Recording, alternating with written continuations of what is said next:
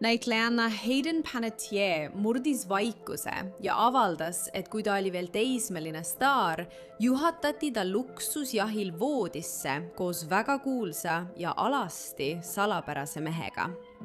Istume maha Johnny Deppi advokaadiga, et arutada selle aastakümneid kestnud traagilise loo õiguslikke tagajärgi. See on skandaal, mida esitleb Law and Crime. Mina olen Sierra Gillespie.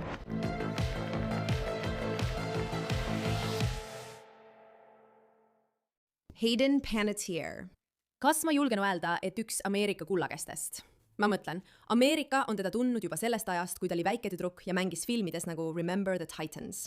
Ja kui mõelda sellele armsale väikesele tüdrukule, lokkis blondide juustega, sellele, kes astus vastamisi Denzel Washingtoniga selles armastatud jalgpalliklassikas, see väike tüdruk ja nüüd need süüdistused, mille ta on just avalikustanud. Ma mõtlen, see on pehmelt öeldes õõvastav.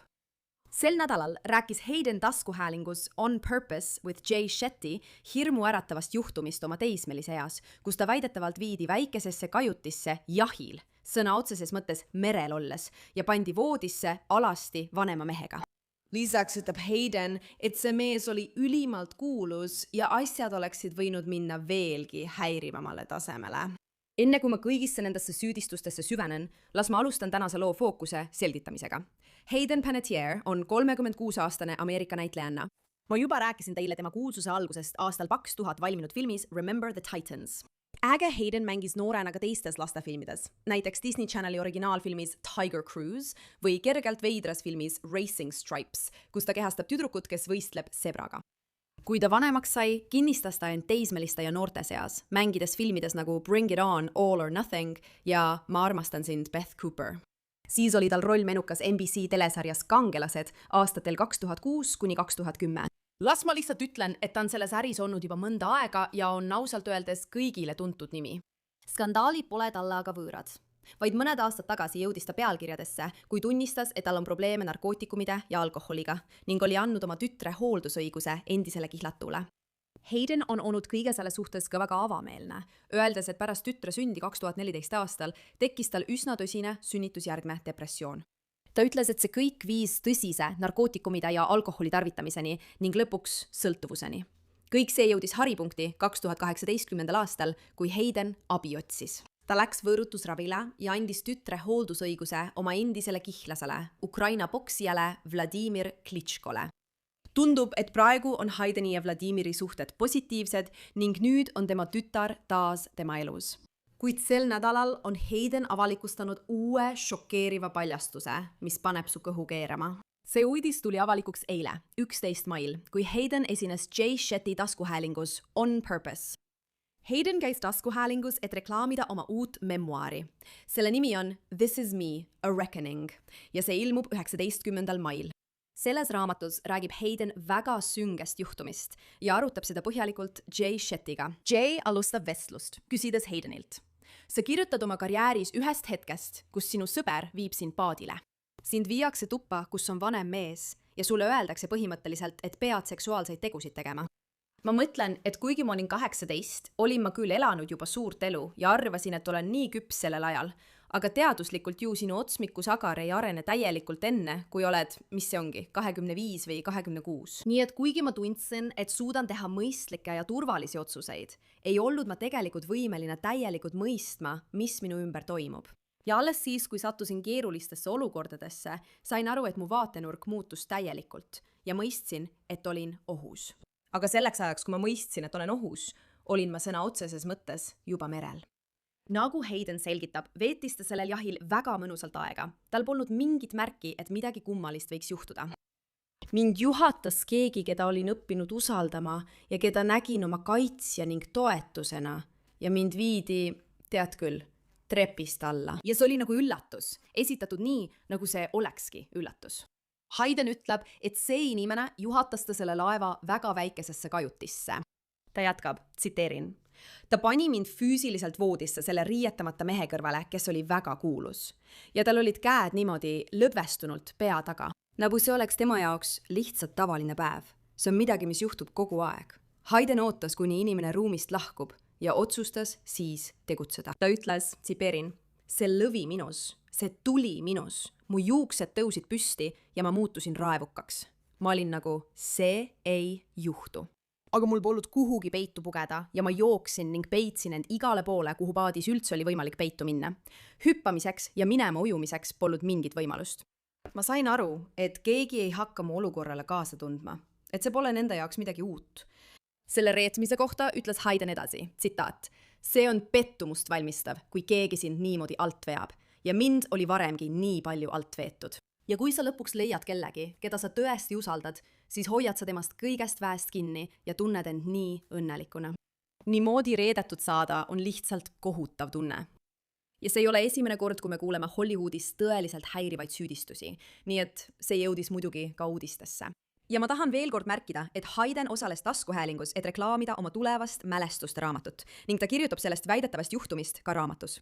Aga isegi, kui ta püüab oma tulevase raamatu müügi jaoks tähelepanu ja meediakajastust saada, on need süüdistused siiski taunitavad. Tehniliselt oli ta täiskasvanu, kuid selle juhtumise ajal oli ta siiski veel teismeline. Ja isegi vanusest hoolimata viitab see kõik selgelt ära kasutavale mõjutamisele ja võimalikule väidetavale seksuaalrünnakule, mis näis kujunevat. Õnneks, vähemalt selle põhjal, mida Hayden selles taskuhäälingus ütles, suutis ta põgeneda, kuid endiselt on palju küsimusi selle kohta, mis oleks võinud juhtuda või millised võiksid olla tagajärjed. Vaatame nüüd meie intervjuud, et minna veel sügavamale teemasse. Wow, need süüdistused on tõesti šokeerivad. Ja neist on raske rääkida, aga ma tahan siiski mõista võimalikke juriidilisi tagajärgi. Seega, kutsume tänase külalise. See on kohtuvaidluste advokaat Ben Chu, keda paljud teist ilmselt tunnevad Johnny Deppi esindamisest ja sellest väikesest kohtuprotsessist, mida paljud meist paar aastat tagasi jälgisid. Aitäh, Ben, et täna meiega saates Skandaal liitusid. Ja ma arvan, et alustamegi sellest, sest sina olid selle kohtuprotsessi esireas, mida kogu maailm jälgis ja mis kõiki väga huvitas. Peamiselt sellepärast, et me kõik teadsime Johnny Deppi filmidest ja Punaselt vaibalt. Aga just see, mis toimus suletud uste taga, äratas inimeste huvi. Ja nüüd, Hayden Panettieriga, paljud meist teavad teda tema filmidest või teleseriaalidest või millest iganes, ja ta annab meile justkui pilgu kulisside taha. Süüdistuse varjus, tead küll, Hollywoodi räpasele allilmale. Nii et alustuseks, mis on sinu mõtted kogu selle kohta? Ja tore on jälle sinuga koos olla. Minu mõtted, nagu sinulgi on, et see on uskumatult šokeeriv sündmus, millest kuulda aastal 2026, eriti arvestades, et see juhtus vaid 18 aastat tagasi. Ma mõtlen, see on midagi, mida sa seostad Hollywoodiga 50 või 60 aastat tagasi, niinimetatud Hollywoodi kuldajastul, mitte millegagi, mis võiks juhtuda sel sajandil. Aga ilmselt juhtus see siiski. Ja see ongi nii, sa tood siin väga hea punkti välja, sest kui me vaatame ajaloo annaale ja Hollywoodi, siis see polnud kunagi eriti hea, ei naistele ega meestele üldiselt. Aga see on midagi, mida me oleme kuulnud, tead, Judy Garlandi päevil või kelle iganes puhul, need kohutavad asjad, mida nad pidid läbi elama. Aga kuulda millestki, mis juhtus sel sajandil. Väidetavalt siis, kui ta oli vaid 18-aastane. Sõna otseses mõttes teismeline. Nii et üks minu küsimustest ja küsimus, mida kõik küsivad, on, kes see mees on? Hayden Panettiere esineb selles taskuhäälingus ja ütleb, et üks väga kuulus mees oli alasti voodis. Mis sa arvad? Miks sa arvad, et ta ei öelnud tema nime otse välja? Noh, ta võis olla kõhklev tema nime mainimisel, et vältida juriidilisi tagajärgi, sest kui ta oleks tema nime öelnud, oleks mees tõenäoliselt tundnud vajadust tema vastu midagi ette võtta. Vähemalt oleks ta seda eitanud ja tekitanud mingi skandaali, millega ta tõenäoliselt ei taha, et teda seostatakse. Ja ma mõistan seda ka, sest näiteks praegu, kui ma mõtlen Rose McGowanile, siis seostan teda esmalt Me Too liikumisega, mitte kisa, Jawbreaker või mis see sari oli, Võlud, kus ta mängis. Ma mõtlen temast kui aktivistist, mis on ka tore, aga ma ei tea, kas see on see, mille poolest Hayden Panettiere tahab tuntud olla. Ja samal ajal juhtus see umbes 18 aastat tagasi. Nii et aegumistähtaeg, kas see on juba möödas? Kas siin võiks üldse olla mingisuguseid õiguslikke süüdistusi, pigem kriminaalseid? No seda raskendaksid mitmed tegurid. Esiteks, nagu sa ütlesid, aegumistähtaeg. Ja siis see küsimus, millele sa vihjad, on see, kas aegumistähtaeg võiks sellistel asjaoludel peatuda. Ja ma tean, et sa oled neid juhtumeid palju kajastanud ja sul on selles valdkonnas palju kogemusi. Teine keerukus siin oleks see, et ta oli 18-aastane ega olnud tehniliselt alaealine. See muudaks siin tõesti õiguslikud küsimused ja aegumistähtaegade arvestamise palju keerulisemaks. Lisaks oleks siin ka sisulisi kaalutlusi. Kirjeldusest ei selgu täpselt, kui palju oli füüsilist kontakti või kas ta suutis vapralt olukorrast väljuda enne, kui toimus mingi rünne või puudutus. See ei ole mulle selles kirjelduses selge. jah, ta rääkis sellest olukorrast ühes taskuhäälingus, millest ta vist ka oma raamatus kirjutas, mis peaks ilmuma või välja tulema, kui ma ei eksi, 19. mail. Vaadates oma kalendrit, tundub, et see tuleb välja järgmisel nädalal. jah, järgmine teisipäev. Vabandust, ma lihtsalt vaatan oma kalendrit. Võib-olla läheb ta raamatus rohkem detailidesse ja praegu rääkis ta sellest lihtsalt siin. Aga sellest, mida me teame, juhatas tema mentor, sõber, keegi, keda ta tõesti usaldas, ta sellesse ruumi. Ta läheb ruumi sisse. Seal oli üks alasti kuulsus, väga tuntud mees. Õnneks, vähemalt tema enda sõnul podcastis, ei juhtunud midagi. Ta põgenes, ta jooksis minema. Aga oletame, et see juhtus seaduses ette nähtud aegumistähtaja jooksul. Oletame, et see juhtus praegu. Kas see oleks ikkagi, kas selle eest võiks esitada mingisuguse kriminaalsüüdistuse, arvestades, et ta oli suur? See on väga hea küsimus, Sierra, ja võid ette kujutada, et kui sa esindaksid seda näitlejat, siis sul oleks tõenäoliselt mitmeid sisulisi kaitseargumente. Näiteks võis tal olla subjektiivne veendumus, et naine tegi seda vabatahtlikult. Teisisõnu, see ei ole selge. Vähemalt ilma tema elulugu lugemata pole selge, kas tema mentor tegi seda omal käel või andis talle mõista, et naine osales selles vabatahtlikult. Nii et siin on palju faktilisi küsimusi, mis tuleks enne kriminaalasja kaalumist selgeks teha, eeldades, et aegumistähtaega ei arvestata või isegi tsiviilasja puhul. Olgu, räägime sellest tsiviilõiguse poole pealt, sest kas on võimalik, ta võiks siin algatada mingisuguse tsiviilkohtuasja ilma teda nimetamata? Ma tean, et mõnel juhul kasutatakse Jane Doe nime. Tavaliselt on see mõeldud ellujäänule või inimesele, kes on selles olukorras ohver. Aga kas tema, ma mõtlen, kui ta peaks esitama kaebuse või otsustaks seda teha, kas ta peaks siis tema nime ikkagi kirja panema, eks? See on väga huvitav. Ma olen olnud seotud mitmete John Doe ja Jane Doe juhtumitega ning need küsimused on juriidiliselt väga huvitavad. Ma kaitsesin ühte juhtumit Virginias, kus hageja esines John Doe'na.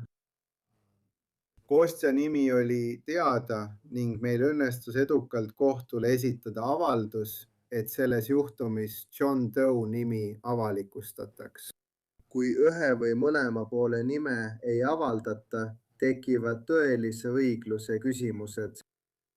Näiteks oli Kevin Spacey seotud juhtumiga, kus hageja esines John Doe'na. See juhtum toimus New Yorgis. Ja kohus otsustas, et see oli ebaõiglane Kevin Spacey suhtes, keda süüdistati üsna ränkades tegudes. Ja kohus otsustas lõpuks, et hageja nimi peab olema avalikustatud. Need on teemad, mida arutataks kohtus väga tuliselt, kui asi sinna jõuaks. Ja ma ei tea, kas see on tee, mida Hayden praegu plaanib valida. Tundub, et ta alles hakkab selles podcastis ettevaatlikult rääkima. Ilmselgelt on see tema jaoks väga emotsionaalne. Tal on ka raamat peagi ilmumas. Ja ma arvan, et teisest küljest võiksid kriitikud öelda, et on huvitav ajastus, et sa tuled välja selle süüdistusega, kus väga tuntud mees on alasti voodis ja samal ajal hakkab sinu raamat müüki tulema. Oh, see on tõesti huvitav. Kas sa arvad, et kriitikud võiksid seda arvesse võtta? Muidugi, ja ma arvan, et kriitikud oleksid tõenäoliselt väga huvitatud teada saama, kes see väidetav näitleja on. Ja ma võin täiesti ette kujutada, et keegi küsib temalt seda nime või üritab teda provotseerida seda nime avaldama, sest see oleks kindlasti uudisväärtusega. Ja väga huvitav saab olema kuulda, mis tema seletus on, miks ta just nüüd välja tuli, miks ta näitlejat ei maininud, miks ta oma mentorit ei maininud. See on midagi, mis on üsna huvitav. Ja kui mina oleksin tema asemel, siis ma väriseksin hirmust, sest kui näitleja kõrvale jätta, siis see, mida tema mentor tegi, kui see on tõsi, on tõesti kohutav. Ma mõtlen, see ei ole viis, kuidas ühtegi inimest kohelda, rääkimata veel kellestki, kelle suhtes sul on, tead, usalduskohustus. Tead, keegi, kellel on kõik põhjused uskuda, et sa oled tema vastu lojaalne. Ja ilmselgelt see nii ei olnud. ja nagu sa siin ka välja tõid, ta oli tol ajal 18, nii et ta oli täiskasvanu, aga sina ja mina oleme sellest varem rääkinud. 18-aastaselt tunneme, et oleme maailma tipus, et oleme täiskasvanud, tead küll, me võime hääletada. Me ei tohi veel juua, aga oleme täiskasvanud, eks? Ja nüüd tagasi vaadates mõtlen, et issand jumal, ma olin 18-aastaselt laps. Ilmselt olin laps kuni 25. eluaastani. Võib-olla olen isegi praegu veel laps, tead küll. Nii et tehniliselt täiskasvanu. Ja. Aga tema mentor pidi teadma, et Hayden Panettiere, kes kasvas üles rambivalguses, on elanud teistsuguse lapsepõlve kui paljud teised. Tal võivad olla erinevad või muutuvad küpsustasemed. See oleks tohutu, tead küll, reetmine, kui midagi sellist juhtuks. Nii et ma mõtlen selle mentori peale, kui ta nimetaks, kes see mentor oli. Kas see võiks olla ka laim? Jaa, ma mõtlen kindlasti ja see võibki seletada, miks ta ei maini ka mentori nime.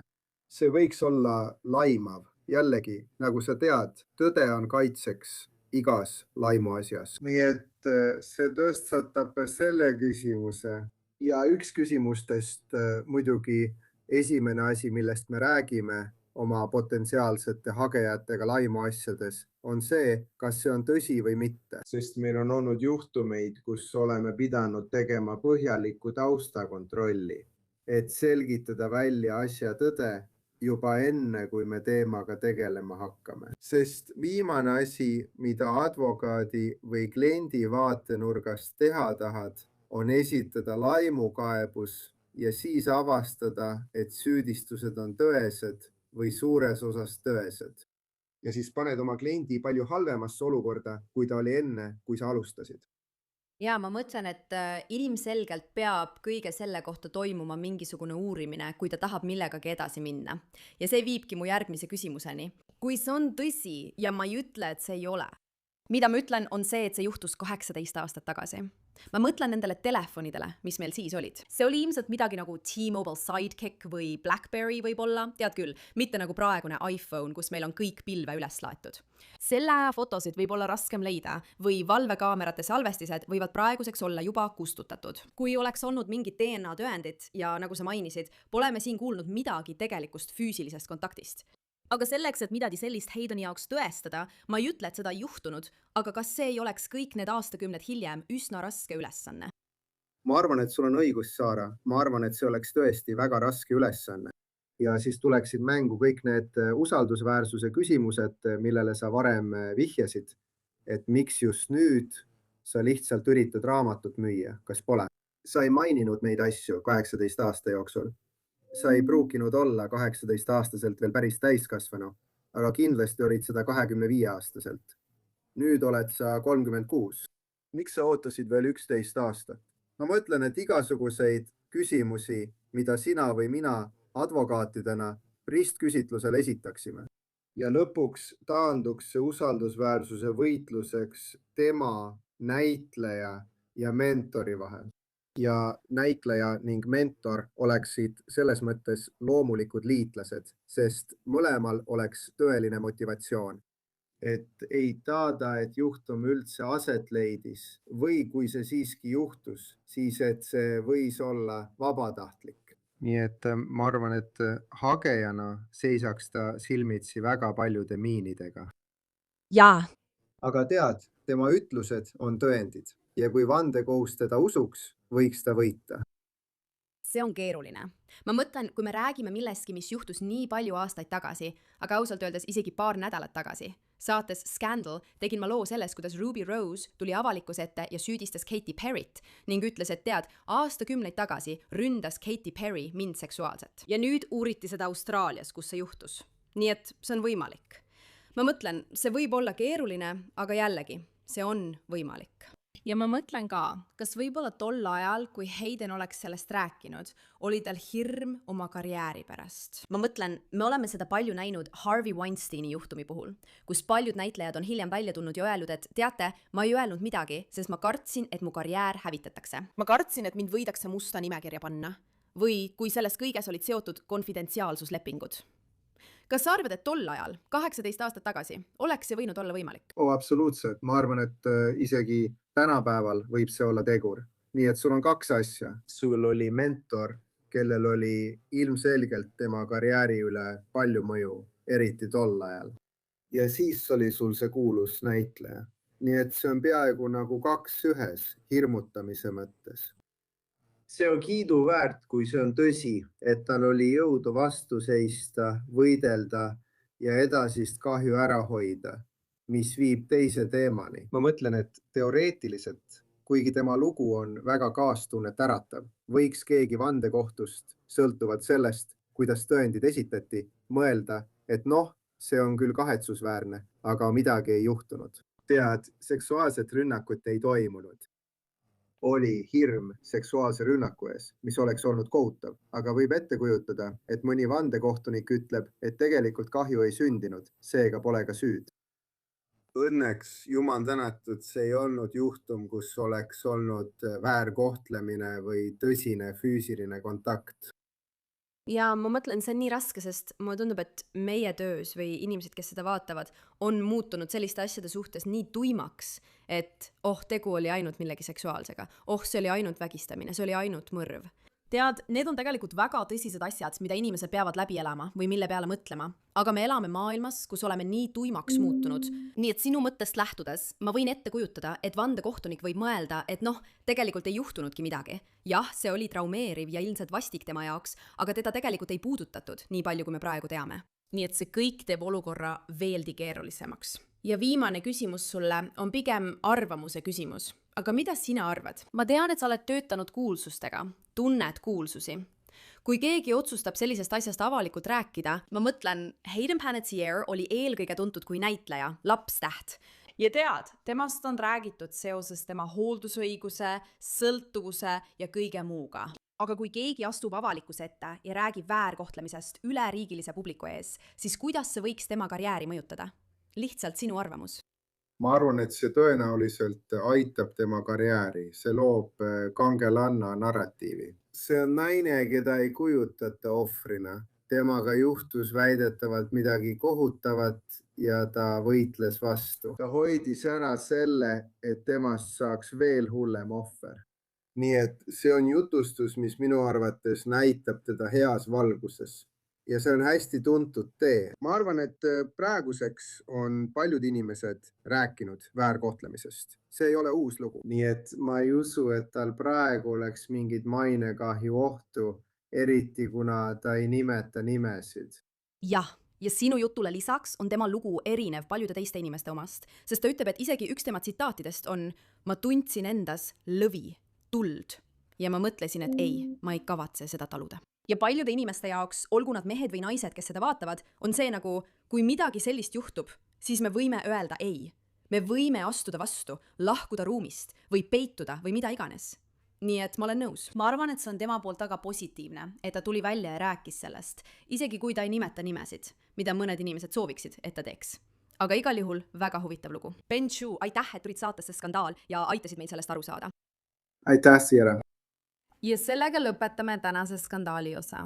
Kui sulle meeldis see, mida nägid ja tahad rohkem näha või minuga sotsiaalmeedias ühendust võtta, siis leiad mind näiteks Instagramist nimega Sierra Gillespie.